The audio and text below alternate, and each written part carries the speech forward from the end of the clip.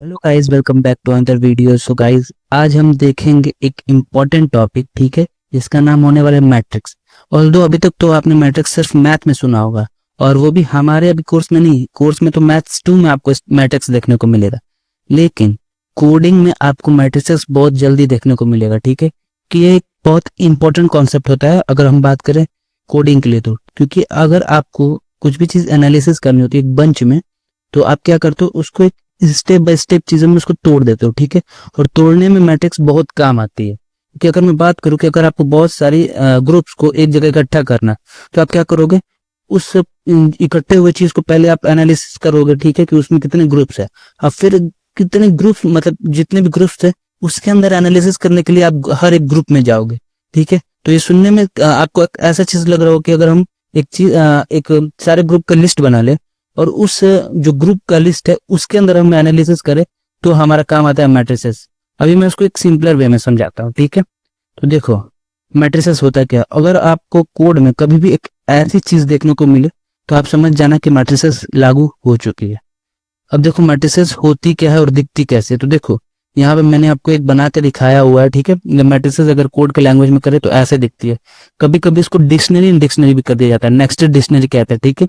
यानी कि डिक्शनरी के अंदर डिक्शनरी। यहाँ पे क्या होगा, आपको ज्यादा कुछ नहीं, अगर मैं आपको दिखाऊं तो आपको कुछ ऐसे देखने को मिलेगा। वेट एक सेकेंड। अगर मैं आपको कहूँ कि यहाँ पे आपको कुछ ऐसे देखने को मिलेगा,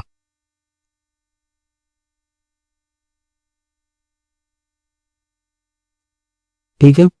वेट, इसको मैं थोड़ा बड़ा कर लेता हूँ,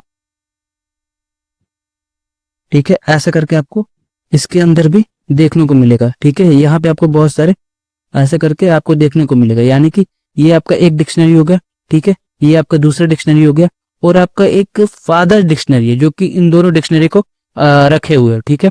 तो ऐसे डिक्शनरी इन डिक्शनरी दिखता है, और ऐसे लिस्ट इन लिस्ट दिखता है। और ये आपका दोनों क्या है, एक मैट्रिसेस फॉर्म करता है, ठीक है।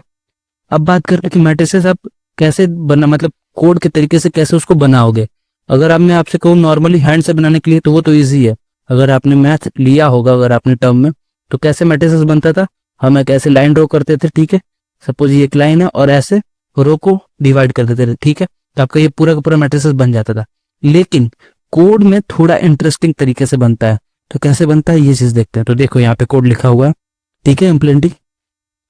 तो देखो, सबसे पहले अगर हम बात करें तो आपका एक प्रोसीजर बना दिया गया, क्योंकि आपको कोड में बार बार यूज करने होते हैं मैट्रिक्स। मैंने बोला ना कि कोड में इसका बहुत अहम हिस्सा होता है, यानी कि आपको इसको बार बार करने के लिए, मतलब बार बार इसको एनालिसिस करने के लिए आपको इसका यूज करना ही पड़ता है।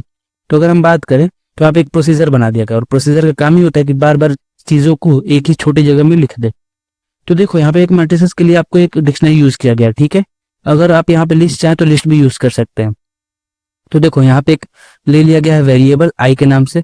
देखो, अब यहाँ पे क्या है, अगर मैं आपसे वो बताऊं कि जो कोड होता है, ठीक है, या तो आप पाइथन ले लो, कोई भी कोड ले लो, तो उसमें इंडेक्सिंग होता है, यानी कि उसकी किस चीज से आप उसको गिनना चालू कर रहे हो, ठीक है। तो जनरली जो कंप्यूटर साइंस होता है उसमें जितने भी लैंग्वेजेस होते हैं, वहां पे काउंटिंग 0 से स्टार्ट होती है, ठीक है। तो अगर आप 5 रो, अगर मैं ऐसे करूँ, ठीक है, अगर मैं इसको 3 रो काउंट करता हूँ, 1 2 एंड ये हो गया 3, ठीक है। अगर मैं इसको 3 रो काउंट करता हूँ, तो अगर मैं इसके इंडेक्सिंग की बात करूंगा, तो इंडेक्सिंग कैसे करूंगा, ये है हमारा 0, ये है हमारा 1, एंड ये है हमारा 2, ठीक है। तो ऐसे हमारा इंडेक्सिंग होगा। तो रो तो हमारा यहाँ पे 3 ही है, लेकिन यहाँ पे आई हमारा 0 से स्टार्ट हुआ है, इस वजह से ये 2 तक की वैल्यू को लेगा, और 2 तक की वैल्यू को भी लेगा, तो ये हमारा 3 रो का ही मैट्रिसेस बना के देगा, ठीक है। तो अगर आप रो 3 लेते हो, तो आई को इससे छोटा होना ही पड़ेगा, तभी वो उसके बराबर आपको मैट्रिसेस बना के देगा, ठीक है। तो ये चीजें आपको ध्यान में रखनी है, यानी कि आपका जो आई है, रो आप जितने लोगे उससे एक कम ही तो आई होगा ना, इसी वजह से आपका आई छोटा होगा रो से। तो देखो, अब अगर मैं बात करूं कि यहाँ पे डिक्शनरी को कैसे एनालिसिस करते हो, तो डिक्शनरी को एनालिसिस करने के लिए मैंने आपको बताया था कि यहाँ पे पहले आप डिक्शनरी का नेम लिखते हो, फिर स्क्वायर ब्रैकेट के अंदर उस की को लिखते हो, यानी कि आपको जिसको लेना होता है। तो यहाँ पे जैसे कि अगर आपका 0 आएगा, तो यानी कि क्या आएगा, 0 रो आएगा, यानी कि आप इस रो को देख रहे हो, ठीक है। अगर मैं बात करूं इस डिक्शनरी में, ठीक है, ये यहाँ पे आपका एक डिक्शनरी बना हुआ है, मैंने आपको डिक्शनरी बना रखा है, ठीक है। तो अगर डिक्शनरी अगर आप 0 लेते हो, तो इस पहले वाले छोटे से डिक्शनरी को ले लेगा, ठीक है। अगर मैं बात करूं यहाँ पे 0 की जगह 1 होगा, तो इस बड़े वाले डिक्शनरी के अंदर ये छोटा वाला जो वन इंडेक्सिंग का है उसको ये डिक्शनरी एनालिसिस करेगा, ठीक है। तो ये हो गया आपका यहाँ तक का कोड, यानी कि वो बड़े वाले डिक्शनरी के अंदर एक छोटे वाले डिक्शनरी को एनालिसिस कर रहा था। अब यहाँ पे एक नया वेरिएबल देखने को मिला है जो कि है जे, यानी कि अगर मैं मैट्रिसेस में बात करूं तो मैट्रिसेस में एक तो रो होता है और एक क्या होता है कॉलम, यानी कि जे हमारा कॉलम का काम करेगा, ठीक है। सिमिलर अगर मैं बात करूं कि अभी जो हमने रो के लिए किया था, क्योंकि इंडेक्सिंग तो हमारा 0 से स्टार्ट होता है, इसीलिए कॉलम में भी सेम चीज होगा। हमारा जो जे होगा वो हमारा कॉलम से छोटा होगा, लेकिन फिर भी उतने कॉलम के ही हमारा मैट्रिसेस बना के देगा। तो अगर मैं यहाँ पे 3 की बात करूं तो ये तो 2 होने चाहिए, क्योंकि इंडेक्सिंग कहाँ से स्टार्ट होगी, ये होगा 0, ये होगा हमारा 1 और ये होगा हमारा 2, ठीक है। लेकिन कॉलम हमारा 3 ही होगा, जिस वजह से यहाँ पे हमारा जे छोटा होना चाहिए कॉलम से, ठीक है। आई होप आपको ये पॉइंट भी समझ में आया होगा। और अगर मैं बात करूं अभी तक तो हमारा क्या था, ऐसे डिक्शनरी ले रहा था, वेट मैं इसको थोड़ा अच्छे तरीके से, या फिर आप इसे ही समझो, ठीक है। आप इसको डिक्शनरी समझो, लिस्ट इन लिस्ट ना समझ कर डिक्शनरी डिक्शनरी समझो, बस इस ब्रैकेट को इस कर्ली ब्रैकेट से रिप्लेस कर देना, ठीक है। अगर मैं बात करूँ ये डिक्शनरी इन डिक्शनरी है तो देखो क्या होगा। अभी आप क्या करोगे, आपने एम आई को तो समझ लिया, एम तो आपका ये पूरा एक डिक्शनरी था, उस डिक्शनरी में आई जो था ये अंदर वाला डिक्शनरी, ठीक है। इसको, ठीक है, आप इसको समझो, ये जो है अंदर वाले डिक्शनरी को अभी ले रहा था, ठीक है। लेकिन आपका जो जे है अब क्या करेगा, इस कॉलम को टांगने लगेगा, ठीक है। इस कॉलम को टांग के एनालिसिस करेगा, ठीक है। जैसे कि अगर मैं बात करूं कि हमारा मैट 1 होता, तो मैट 1 होता है, इसका मतलब क्या है, मैट यानी कि इस बड़े डिक्शनरी को जाता, ठीक है, मतलब इस बड़े लिस्ट के अंदर जाता, फिर 1 का यानी कि 1 मतलब 1 पर जो इंडेक्स मतलब जो लिस्ट है उसके अंदर जाता, और कॉलम के 1 को टांगता, यानी कि इस बीच वाले को लेता, ठीक है। 1 1 देख रहे हो कि तुम्हें ये मिलेगा, ठीक है। अगर मैं वही कहूँ कि यहाँ पे मैट 02 होता, तो 02 के मतलब क्या है कि पहले बड़े लिस्ट के अंदर जाता, मतलब सबसे पहले बड़ा लिस्ट को लेता, फिर 0 वाले रो में जाता, फिर 2 हमारा कॉलम होता, यानी कि इस वाले पॉइंट को वो क्या करता, एनालिसिस करता, ठीक है। ऐसे तुम्हारा ये वाला पॉइंट काम कर रहा था, ठीक है। और हर स्टेप पे आप बढ़ाते जाओगे, ठीक है, क्योंकि आपको एक एक करके सारे कॉलम को बनाते जाना, एक एक करके सारे एलिमेंट को रखते जाना है। इस वजह से आप एक एक करके जे को बढ़ाओगे और फिर उसके बाद एक एक करके आई को बढ़ाओगे, तो ऐसे तुम्हारा मैट्रिसेस पूरा बनके तैयार हो जाएगा, ठीक है। आई होप आपको समझ में आया होगा, अगर नहीं समझ में आता तो कमेंट बॉक्स में पूछ सकते हो, मैं इसका आंसर बता दूंगा, ठीक है। अब बात करते हैं मैट्रिसेस बनाने का, तो तुमने मैट्रिसेस बना दिया, लेकिन मैट्रिसेस को एनालिसिस कैसे करोगे। जैसे कि कोड बनाने के लिए तो तुम्हें मैंने इजी वे में समझा दिया कि आप एक एक करके उस पर जाओगे और एनालिसिस करोगे, लेकिन समझने के लिए आप इसको और इजी तरीके में लिख सकते हो। कैसे, तो देखो, अगर मैं एक ऐसा कोड दे दूं, ठीक है, जहां पे मैंने लिखा हुआ है for each row I of my matrix, ठीक है, माई मैट्रिक्स एक्स मैट्रिक्स है, ठीक है। तो अगर मैं कहूं कि अगर मैं एक एक रो को देख रहा हूं, तो ये तो तुम्हें इजी वे में समझ में आ गया, ठीक है। यहाँ पे तो थोड़ा कॉम्प्लिकेटेड था, यहाँ पे आपको थोड़ा समझने में कॉम्प्लिकेटेड था, क्योंकि आई ग्रेटर देन लेस देन करके रो आप ऐसे लिख रहे थे, ठीक है। यहाँ पे तो इजिली आपको एक नॉर्मल लैंग्वेज दी हुई है, for each row I of my matrix, और ये तुम्हारा सूडो कोड का ही पार्ट है। अगर तुम्हें याद होगा तो फॉर ईच तुम्हारा काम आता है, ठीक है, डिक्शनरी में काम आता है। आप डिक्शनरी में जाके चेक कर लेना, मैं तुम्हें ये चीजें बताई हुई है, नेस्टेड लिस्ट और नेस्टेड डिक्शनरी में ये चीजें मैंने तुम्हें बताई हुई है, ठीक है। फॉर ईच कैसे काम करता है, ये तुम्हारा एक एक एलिमेंट लेता है। अगर तुम्हारा डिक्शनरी है तो डिक्शनरी का एक एक एलिमेंट लेगा, और लिस्ट है तो एक एक एलिमेंट होगा। तो सेम चीज तो तुम यहाँ पे भी कर रहे थे कि एक एक एलिमेंट को जाके तुम यहाँ पे चेक कर रहे थे, ठीक है। तो तुम इसको ऐसे भी रिप्लेस कर सकते हो, कैसे, यहाँ पे लिखा हुआ है for each row I of my matrix, तो तुम हर रो को जाके चेक करोगे। फिर अगर एक एक रो को जाके चेक करोगे, फिर उसके बाद तुम्हें क्या करना होगा, तुम एक एक कॉलम को भी जाके चेक करोगे, तो for each column J of my matrix. तो सेम यही चीज तुम्हारा यहाँ पे हो रहा था, इसको इजी वे में यहाँ पे लिख दिया गया है, जो कि तुम्हारी रीडेबिलिटी को बढ़ा देता है, ठीक है। वही पॉइंट यहाँ पे लिखी हुई है, ठीक है। ऐसे आप देखने में भी आपको ये इजी लग रहा है, और समझने में भी, रीडिंग करने में भी आपको ये थोड़ा इजी पड़ रहा है। और ऑब्वियस सी बात है, मैट्रिक्स को आप ऐसे लिखते हो जहां पे तुम्हारा आई तुम्हारा रो होता है और जे तुम्हारा कॉलम होता है, ठीक है। तो एक और बार मैं अगर आपसे पूछ दूं, जैसे कि आपका 2x2 का मैट्रिक्स है, ठीक है, यहाँ पे एक वैल्यू है, यहाँ पे एक वैल्यू है, ठीक है, यहाँ पे एक वैल्यू है और यहाँ पे वैल्यू है। अगर मैं आपसे कह दूं कि इस मैट्रिक्स में अगर मैं आपसे पूछ दूं कि 0 1 को दिखाओ, ठीक है, अगर मैं बोल दूं m और 0 और 1 को बताओ, ठीक है, तो आप क्या करोगे, m0। तो अगर आपका ये मैट्रिक्स m है, ठीक है, तो इसका जो 0 रो है, ठीक है, ये वाला रो, और उसका कॉलम 1 यानी कि कॉलम ये वाला, ठीक है, तो हमारी वैल्यू क्या हो जाएगी, ये वाली वैल्यू होगी, यहाँ पे जो भी वैल्यू होगा आप उसका आंसर दे दोगे, ठीक है। तो ऐसे आपको मैट्रिसेस एनालिसिस होता है, ठीक है। एक और इसमें अच्छा कॉन्सेप्ट है जो कि रिकर्सन, ये आपका मैट्रिसेस से मतलब रिलेट नहीं करता है, लेकिन ये एक छोटा सा टॉपिक है लेकिन अच्छा टॉपिक है, और इसको अगर आप देखोगे तो पाइथन में बहुत ज्यादा यूज होता है, ठीक है। इसको मैं बता देता हूँ। तो देखो, आपने मैथ में पढ़ा होगा फैक्टोरियल, ठीक है। फैक्टोरियल क्या काम करता है, अगर मैं पूछ दूं 5 का फैक्टोरियल निकालना है, तो आप 5 का फैक्टोरियल क्या करोगे, उस नंबर को पूरा लिखते जाओगे अप टू 1 तक और उसको मल्टीप्लाई कर लोगे, ठीक है। जैसे कि अगर मैं पूछूं 1 का फैक्टोरियल, तो 1 का फैक्टोरियल 1 होता है। अगर मैं पूछूं 2 का फैक्टोरियल, तो 2 का फैक्टोरियल क्या होगा, 2 इंटू 1। 3 का पूछूं तो 3 इंटू 2 इंटू 1। 4 का पूछूं तो 4 इंटू 3 इंटू 2 इंटू 1। सिमिलरली अगर मैंने 5 का पूछा था, तो 5 का फैक्टोरियल क्या हो जाएगा, 5 इंटू 4 इंटू 3 इंटू 2 इंटू 1। तो यही चीजें आपका फैक्टोरियल होती है, ठीक है। इस फैक्टोरियल से रिकर्जन को समझना इजी होता है, इसलिए सब आपको यही एग्जांपल देते हैं, क्योंकि इससे समझना बहुत इजी होता है। तो देखो, अगर मैं आपसे कहूं कि आप एक प्रोसीजर बना लो, ठीक है, एक प्रोसीजर बना लो जिसमें आप बार बार इसके अंदर वाले को बुलाते जाओ, ठीक है, इसके बार बार अंदर वाले को बुलाते जाओ, तो क्या होगा कि आपका जो रिकर्जन होगा वो एक ही चीज में निपट जाएगा। जैसे कि देखो, अगर मैं आपसे कहूँ कि एक प्रोसीजर बनाओ फैक्टोरियल n का, ठीक है, अगर आपका n मतलब इफ जब तक आपका n 0 नहीं हुआ तब तक आप ये काम करते जाओगे, ठीक है। अगर आपका n 0 हो गया तो आप डायरेक्ट आंसर दे दोगे, लेकिन जब तक आपका n 0 नहीं हुआ है तो आप इधर आओ। इधर आओगे, क्या करोगे, आप उस नंबर को मल्टीप्लाई करते हो किससे, उससे एक कम से। अगर मैं 5 का बोलूं तो क्या कर देते, 5 5 फिर 4 फिर 3 फिर 2 और फिर 1 को मल्टीप्लाई करते थे, यानी कि उससे एक कम को मल्टीप्लाई करते जाते थे ना। तो क्या अगर मैं फैक्टोरियल n-1 करूं तो ये वापस इस पे जाएगा। अब n-1 यानी कि वो 4 को अब जाएगा, 4 को एनालिसिस करेगा। तो पहला 5 हो गया, अब वो वापस प्रोसेस फिर से इंप्लीमेंट करेगा। तो 5 के बाद अब किसको, 4 को चेक करेगा। फिर वो 4 अगर एक बार हो गया तो फिर n-1 4 का क्या हो जाएगा, 3 का आएगा तो वापस मल्टीप्लाई करेगा, यानी कि पहला तो आपका 4 का मल्टीप्लाई हो गया, ठीक है। अब दूसरी बार आएगा तो यहाँ पे तुम्हारा जो n हो जाएगा वो क्या हो जाएगा, 4 आ जाएगा, ठीक है, क्योंकि यहाँ पे n-1 लिए थे तो यहाँ पे भी आओगे तो n-1 होगा जो कि तुम्हारा 4 है। अब क्या हो जाएगा, n-2 आएगा, क्योंकि यहाँ पे n-1 तो n-1 का -1 तो n-2, n-2 क्या है तुम्हारा 3 है, तो 3 वापस यहाँ पे जाएगा, वापस आएगा तो यहाँ पे 3 आएगा, ठीक है, क्योंकि 3 यहाँ पे देख रहे हो, यहाँ पे मल्टीप्लाई होगा तो वापस 3 जाएगा।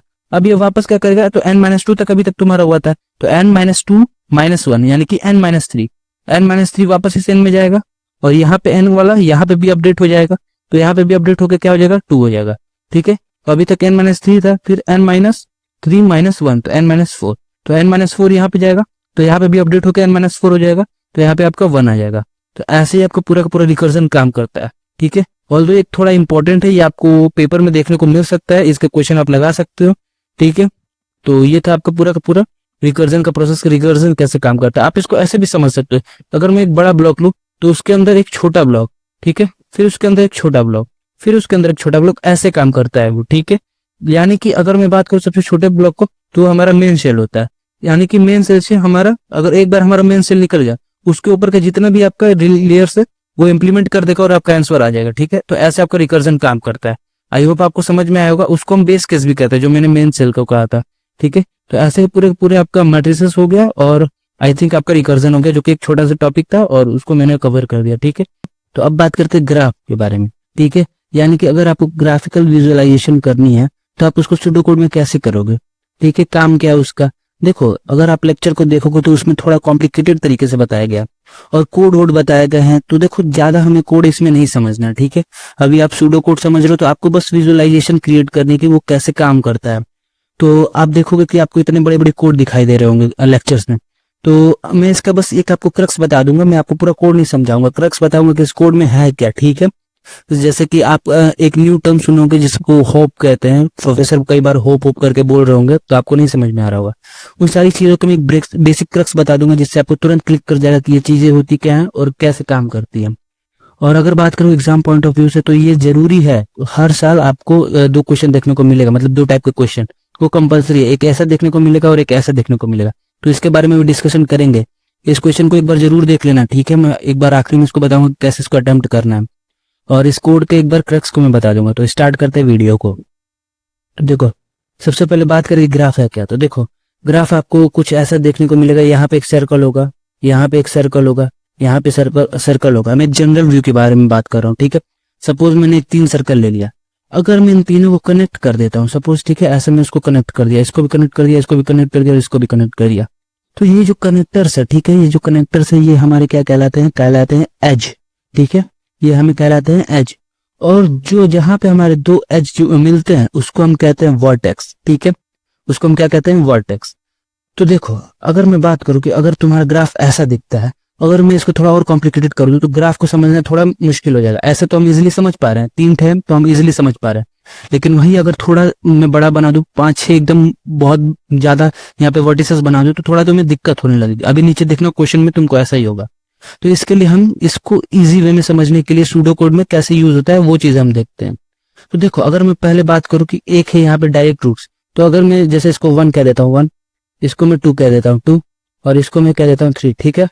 तो देखो अगर मैं बात करूं कि 1 से लेके 2 का कोई डायरेक्ट रूट है कि नहीं, यानी कि बीच में कुछ भी ना है, सीधे 1 से लेके 2 के बीच में एक एज है कि नहीं, तो ऑब्वियस सी बात है तुमको ये जो एज दिख रहा है ये तुमको डायरेक्ट रूट दिखा रहा है, ठीक है। अगर मैं वही कह दूं कि अगर सपोज इसको मैं इरेज कर देता हूँ, वेट इसको 1 सेकंड में इरेज कर देता हूँ, ठीक है, मैं इसको इरेज कर दिया। अब मैं बोलूं कि 1 और 2 के बीच में तुम्हारा कोई डायरेक्ट रूट है कि नहीं, तो तुम कहोगे कि नहीं। हमें यहाँ पे 1 से लेकर 2 अगर जाना है तो हम सबसे पहले क्या करेंगे, 1 से 3 पर जाएंगे, 3 के बाद हम 2 पर जाएंगे, तब जाके हम 1 से 2 पहुंच सकते हैं, ठीक है। तो अगर हम जब 3 का यूज कर रहे हैं, बीच में एक हेल्प ले रहे हैं किसी की, उसे ही हम कहते हैं होपिंग करना, ठीक है। यही चीज है तुम्हारा होपिंग। तो देखो अगर आप एक चीज की सहायता लोगे, एक चीज का हेल्प लोगे तो 1 होपिंग कहलाएगा, वहीं 2 चीज की सहायता लोगे तो 2 होपिंग कहलाएगा। वैसे अगर n चीजों की सहायता लोगे, हेल्प लोगे, तो वो क्या कहलाएगा, n होपिंग कहलाएगा। यही चीज है तुम्हारा 1 होप, 2 होप एंड 3 होप, ठीक है। आई होप आपको ये समझ में आ गया होगा कि होप क्या होता है। अब देखो अगर आपको मैं कोड के बारे में बताऊं तो कोड में क्या क्या चीजें थी, तो देखो पहले सबसे पहले इसकी डेफिनेशन पढ़ लेते हैं। Count only start and and station and ignore intermediate station of the train. तो देखो लेक्चर्स देखोगे तो उसमें एक एग्जांपल समझाया गया होगा, ये एग्जांपल, ठीक है। इस एग्जांपल में क्या कह रहा है, तुम्हारा एक स्टार्ट करके एक स्टेशन है और एक एंड करके एक स्टेशन है, ठीक है, एंड करके एक स्टेशन है। तो अगर स्टार्ट और एंड के बीच में कुछ नहीं आ रहा, वो एक डायरेक्ट रूट है, ठीक है, उसके बीच में एक डायरेक्ट एज है, तो तुम क्या करोगे, ये तुम्हारा क्या हो जाएगा, डायरेक्ट रूट हो जाएगा, ठीक है, इसके बीच में कोई इंटरमीडिएट नहीं। और वही मैं कह दूं कि यहाँ पे तुम्हारा एक इंटरमीडिएट है, तुम यहाँ से लेके ऐसे करके जा रहे हो, तो ये तुम्हारा क्या हो गया, 1 होप हो गया। अगर तुम इसका डेफिनेशन देखोगे तो वही चीज लिखा हुआ है, start station A and B such that you can reach B from A, यानी कि ए से अगर बी पे जा रहे हो बाय चेंजिंग 1 ट्रेन, यानी कि एक जगह तुमने ट्रेन बदली है, ठीक है, एक स्टेशन पे तुमने ट्रेन बदली है, तो वही चीज क्या हो गया, तुम्हारा 1 होपिंग हो गया। यहाँ पे तुमने ट्रेन बदली है तो इसके वजह से यहाँ पे 1 होप हो गया। सिमिलरली अगर मैं यहाँ पे भी कह दूं कि यहाँ पे भी तुमने एक बार ट्रेन बदला है तो वो 2 होप हो जाएगा, और देखोगे तो इसका जो डेफिनेशन है वो वही लिखा है, ठीक है, एटमोस्ट 2 ट्रेन। तो अब बात करते हैं कि कोड में ऐसी क्या चीजें हैं जो हमें समझ में नहीं आ रही और हमें समझनी इंपॉर्टेंट है। तो देखो थोड़ा मैं इसे जूम आउट कर लेता हूँ, देखो यहाँ पे, तो ये चीजें तो तुम्हारी नॉर्मल है। यहाँ पे तुमने अभी कंडीशन लिखा हुआ है, ट्रू करके चल रहे हो, वेरिएबल्स तुम्हारे यहाँ पे सेट कर रहे हो तुम अभी, ठीक है। अगर मैं बात करता हूँ यहाँ से मेन चीज, तो देखो यहाँ से तुम मैट्रिसेस का काम कर रहे हो, कैसे कर रहे हो, वेट ये डायरेक्ट रूट है, इसको मैं छोड़ देता हूँ क्योंकि डायरेक्ट रूट का काम इजीली होता है, ये तुम इजीली कोड में समझ जाओगे। मैं अभी होपिंग की बात करूँ तो होपिंग पर चलता है, ठीक है। देखो यहाँ पे क्या है, यहाँ पे तुम्हारा प्रोसीजर कॉल स्टार्ट हो गया, ठीक है, प्रोसीजर कॉल हो गया। अब यहाँ से देख लो कि तुम यहाँ पे तुम्हारा मैट्रिसेस का काम हो रहा है। अगर याद नहीं है तो तुम मैट्रिसेस के लेक्चर में जाकर देख सकते हो कि मैट्रिसेस हम कैसे एनालिसिस करते हैं। तो इस फॉर्म में करते हैं, जैसे कि सपोज यहाँ पे तुम्हारा अगर मैं एक मैट्रिसेस बना लूं ऐसे करके, ठीक है, यहाँ पे एक ऐसे करके मैं मैट्रिसेस बना लेता हूँ, ठीक है। तो देखो ये तो तुम्हारी रोज हो गई, ये रोज ये रोज ये रोज। तो इसमें क्या कह रहा है कि तुमने रोज, सबसे पहले तुम रोज में जा रहे हो, तो ऐसे ऐसे करके रोज में जा रहे हो, तो पहला रोज हमारा ये हो गया, ठीक है। इसमें से तुम क्या करके कॉलम को एनालिसिस करो, तो अब इस रो में सबसे पहला कॉलम, यानी कि तुम अब इस एलिमेंट को पकड़े रहो, ठीक है। इस एलिमेंट को तुमने पहले रोज ये चूज किया, ये वाला रोज चूज किया, इसको चूज करने के बाद अब कॉलम वाइज जा रहे हो, तो कॉलम वाइज जा रहे हो तो सबसे पहले ये कॉलम पड़ेगा, तो यहाँ पे जो एलिमेंट होगा ये वाला एलिमेंट, तुम उसको एनालिसिस करो। ऐसे ही करके तुम हर कॉलम में जाओगे, रो वाइज चेक करोगे, तो ये तुम्हारा मैट्रिसेस एनालिसिस होता है। तुम एक बार जरूर चेक कर सकते हो अगर तुम्हें इसमें डाउट हो रहा है कि मैट्रिसेस एनालिसिस कैसे कर सकते हैं, तो प्रीवियस लेक्चर आप जाके देख सकते हो, ठीक है। तो यहाँ तक तुम्हारा मैट्रिसेस एनालिसिस हो रहा। अब देखो यहाँ पर क्या काम हो रहा है, 1 होप को तुमने डायरेक्ट, यानी कि अभी तक सपोज करो कि अगर तुम पहले कहीं किसी स्टेशन से आ रहे हो, ठीक है, स्टेशन से आ रहे हो, उसके बीच में चाहे कुछ भी डायरेक्ट रूट पढ़ाओ या फिर कुछ पढ़ाओ, अब वहां से तुम इनिशियलाइज करो, ठीक है। अभी तक तुम्हारा जितने भी स्टेशन आ रहे हैं तुम उसको एक प्रॉपर एक सिंगल स्टेशन लेके कंसिडर करो। सपोज करो तुम कहीं से आ रहे हो, तुम कोलकाता से आ रहे हो, ठीक है, कोलकाता से आ रहे हो। अब आ गए तुम, मान लो चेन्नई आ गए, ठीक है, चेन्नई आ गए। तो इसके बीच में जितने भी स्टेशन पड़े हैं तुमने उसको एनालिसिस कर लिया, और अब दूसरी जगह की एनालिसिस करने जा रहे हो। तो ऑब्वियस सी बात है हम दूसरी जगह की एनालिसिस करने जा रहे हैं, तो अब इसको हम एक स्टेशन 1 लेके चलते हैं, यानी कि अब ये हमारा पहला स्टेशन हो गया, ठीक है। तो यहां से तुमने इसको दे दी वैल्यू। अब स्टार्ट करते कि एनालिसिस कैसे करते हैं। देखो, अगर तुम्हारा आई से लेके के बीच में एक डायरेक्ट रूट है, यहाँ पे क्या लिखा हुआ है, डायरेक्ट, यानी कि डायरेक्ट रूट है आई से लेके के बीच में, क्योंकि वैल्यू 1 दी हुई है। देखो तुम्हें यहाँ पे मैट्रिक्स में तुम्हें 2 वैल्यू देखने को मिलेगी, 0 और 1। 0 मतलब कि एज नहीं है, 1 मतलब कि एज है, ठीक है। इसका मतलब कि आई से लेके के बीच में एक एज है, यानी कि आई से लेके के बीच में एक कनेक्शन है, ठीक है, और के से लेके जे के बीच में भी कनेक्शन है। तो ये तो यही बात हो गई ना। अगर तुम देखोगे यहाँ पे मैंने जो तुम्हें डायग्राम बनाया था, ठीक है, आई से लेके के बीच में एक कनेक्शन है और के से लेके जे के बीच में एक कनेक्शन है, तो ऑब्वियस सी बात है ये तो पूरा एक 1 हॉपिंग हो गया। वही तो ये कोड कह रहा है, ठीक है। क्या बोला मैंने, एक बार और सुन लो। आई से लेके के बीच में एक रिलेशन है और के से जे के बीच में रिलेशन, यानी कि के एक हॉप का काम कर रहा है, ठीक है। तो यहाँ पे हमारा क्या हो गया, 1 हॉपिंग हो गया। तो 1 हॉपिंग की वैल्यू यहाँ पे 1 हो गई, यानी कि वहां पे एक 1 हॉप है, ठीक है। तो ये होगी 1 हॉप की बात। अगर मैं कहूँ ऐसे ही कि अगर एक और हॉप हो जाए तो तुम्हारा क्या हो जाएगा, 2 हॉप हो जाएगा। इसका कोड देखो, ये ऊपर की वही चीजें लिखी हुई है, वो चीजें मैं नहीं बता रहा, नीचे देखो। तुम्हारा एक 1 हॉप पहले से क्रिएट है आई के बीच में, ठीक है।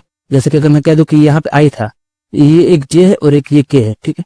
सॉरी, इसको जैसे मैं आई कह देता हूँ, ये तुम्हारा आई, इसको मैं आई कह देता हूँ, आई, ठीक है। और यहाँ पे मैं कह देता हूँ के। तो आई और के बीच में यहाँ पे तुम्हारा पहले से होपिंग है, ठीक है। अब क्या कह रहा है, अब कह रहा है ना तुम्हारा कि के और जे के बीच में डायरेक्ट है, ठीक है। ये तुम्हारा के था, ये वाला जो था ये के है, और यहाँ पे तुम्हारा जे है, ठीक है। यानी कि के और जे के बीच में डायरेक्ट है, ठीक है। लेकिन आई और के बीच में 1 हॉपिंग है। तो तुम देख सकते हो आई और जे के बीच में कितने स्टेशन आ गए, 2 स्टेशन आ गए। तो यहाँ पे कितने होपिंग हो जाएंगे, 2 होपिंग हो जाएंगे, ठीक है। तो यही चीजें तुम्हारा क्या, 2 हॉप की वैल्यू यहाँ पे 1 हो गई, यानी कि यहाँ पे 2 हॉप था। इसको ध्यान रखना, यहाँ पे तुम 3 समझ जाओगे, के से भी जे के बना, के और जे के बीच में बना दोगे, लेकिन नहीं बनाना, यहाँ से डायरेक्ट था तुम्हारा, इसलिए के से जे के बीच में मैंने डायरेक्ट रिलेशन दिखा दिया। लेकिन आई और के बीच में एक 1 हॉप था, यहाँ पे देख लो, आई और के बीच में यहाँ पे 1 हॉप साफ साफ लिखा हुआ है, यानी कि 1 हॉप की वैल्यू 1 थी, यानी कि यहाँ पे 1 हॉप था, इसलिए मैं यहाँ पे एक 1 हॉप बना दिया है ओ, ठीक है।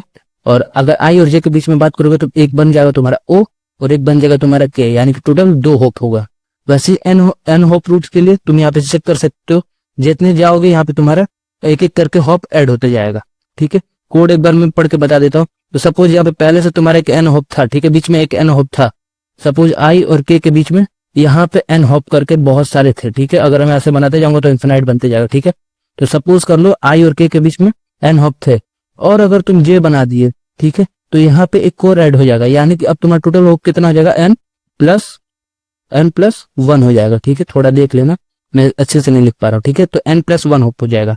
तो यही चीज यहाँ पे लिखा हुआ है कि 1 मोर होप, यानी कि पहले आपके पास n था, तो अब क्या हो जाएगा, n प्लस 1, यानी कि 1 मोर होप तुम्हारा ऐड हो जाएगा n में, ठीक है। तो ये पूरा पूरा होपिंग का बात था। आई होप तुम्हें समझ में आया होगा, ठीक है। इस पूरे तुम्हारे लेक्चर्स में, जो कि वीक का तुम्हारा लेक्चर, इस पूरे वीक में तुम्हें बस होपिंग ही बताया गया है और ग्राफ के बारे में बताया गया है।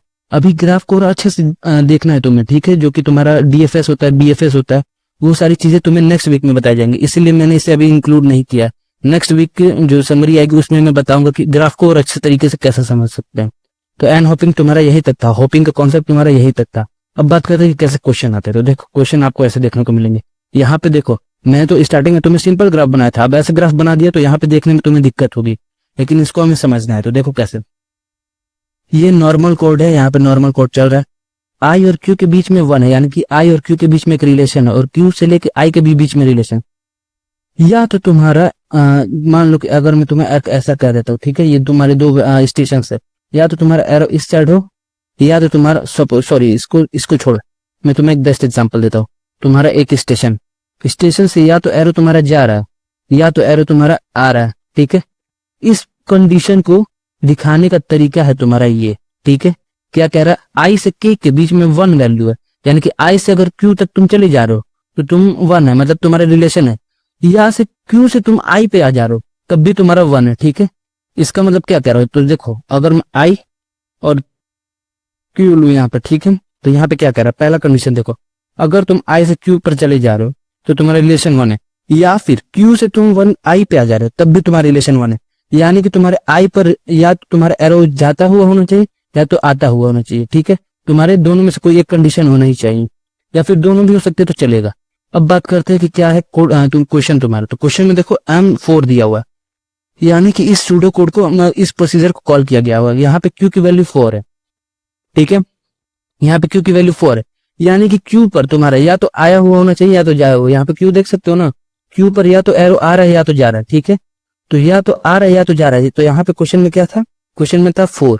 तो 4 पर अगर तुम देखोगे तो या तो एरो आना चाहिए या तो जाना चाहिए। तो 4 पर तुम्हारा 2 ही एरो है, एक जाता हुआ और एक आता हुआ। तो तुम्हारे यहाँ पे क्या हो जाएगा, वैल्यू आंसर हो जाएगा 2। आई थिंक तुम इसका आंसर नहीं लेके आया, लेकिन इसका आंसर 2 ही होगा, ठीक है। तुम जाकर इसका चेक कर सकते हो।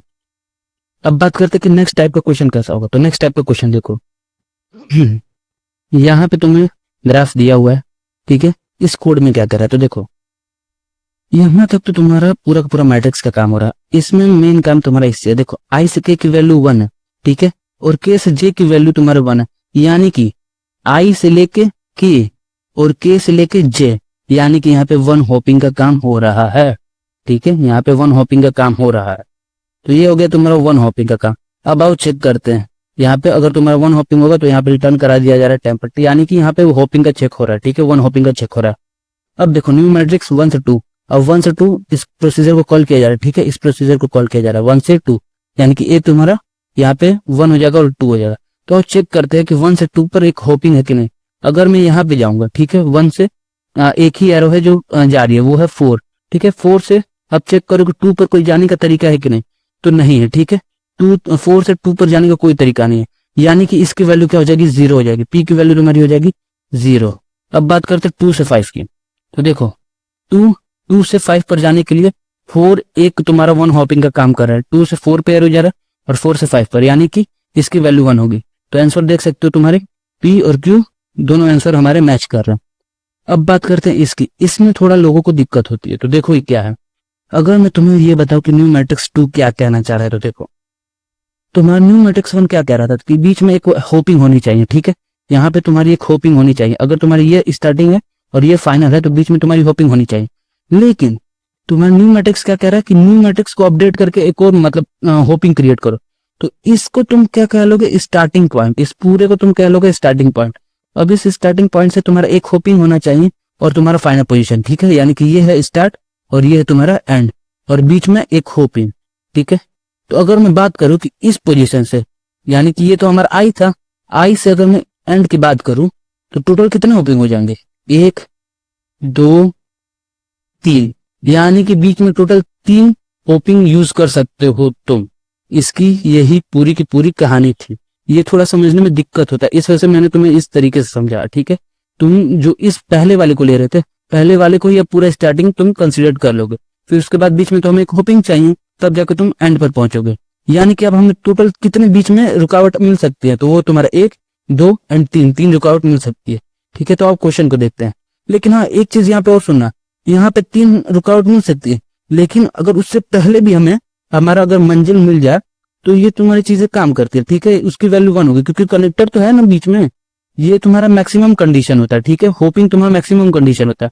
अगर उससे पहले भी तुम्हारी वैल्यू हो जाए, अगर देखो अगर मैं बात करूं कि तुम्हें अगर आई से जी जाना है, ठीक है, और उसके बीच में रिलेशन है कि नहीं है, तुम्हें बताना है कि अगर मैं तुमसे कहूँ ना कि तुम्हारे पास 4 हर्ट्स हैं, अगर तुम अगर मैच जीतना है तुमको तो 4 हर्ट्स में तुम्हें कंप्लीट करनी होगी। अगर तुम 4 हर्ट्स तुम खत्म होने से पहले अगर मैच भी जीत जाओगे तो जीते ही कहलाओगे, ठीक है। ऐसा तो नहीं है कि तुम अगर 4 हर्ट्स से पहले का मतलब जीत गए तो जीते नहीं कहलाओगे। सेम वही चीज यहाँ पे भी काम करती है होपिंग में। या तो तुम्हारे पास 3 मैक्सिमम यूज हो जाने चाहिए, या तो अगर उससे कम में भी यूज होते हैं तो तुम्हारा कंसिडर कहलाएगा, ठीक है।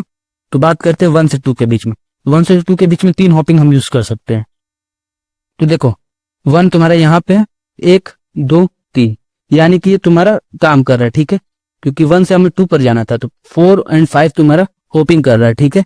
तो आंसर देखोगे यहाँ पे पी का तुम्हारा आंसर कहाँ गया, पी यहाँ पे तुम्हारा 1 आएगा। और बात करें 2 से 5 हम देखते हैं, मतलब क्यू की, तो क्यू का 2 से 5 तक है, ठीक है, 2 से 5 तक है। अब आओ देखते हैं ग्राफ में। तो देखो 2 और 5 को अगर हम देखेंगे तो 2 से 5 तक जाने के लिए हमें 4 का यूज करना पड़ेगा। ठीक है, हमें 4 का यूज करना पड़ेगा, यानी कि इसके बीच में सिर्फ एक होपिंग आ रही है। तो ये भी हमारा वेरीफाई कर रहा है। ठीक है, यानी कि हमें मैक्सिमम 3 होप चाहिए था, लेकिन ये एक में ही काम हो जा रहा है। तो यानी कि इसके भी कनेक्टर्स है। ठीक है, कनेक्टर्स है, तो इसके हम क्या कर लेंगे, यहाँ पे भी 1 आ जाएगा। अगर नहीं होता तो हम 0 लिखते हैं। तो देखोगे पी की भी वैल्यू 1 है और क्यू की भी वैल्यू 1 है, तो ये हमारा आंसर वेरीफाई हो गया। ठीक है, तो यहाँ पर ही तुम्हारा पूरा का पूरा होप का कॉन्सेप्ट खत्म होता है। आई होप तुम्हें पूरा चीज समझ में आया होगा कि होप कैसे काम करता है और इस ग्राफ को कैसे एनालिसिस स्टार्ट करते हैं। अभी ये तुम सीखना स्टार्ट करो ग्राफ को, अभी तो आगे बहुत कुछ आने वाला है। ठीक है, तो ये था तुम्हारा पूरा का पूरा वीडियो। आई होप समझ में आया होगा। अगर नहीं समझ में आया हो तो कमेंट बॉक्स में पूछ सकते हो। मिलते हैं नेक्स्ट वीडियो में, तब तक के लिए बाय बाय।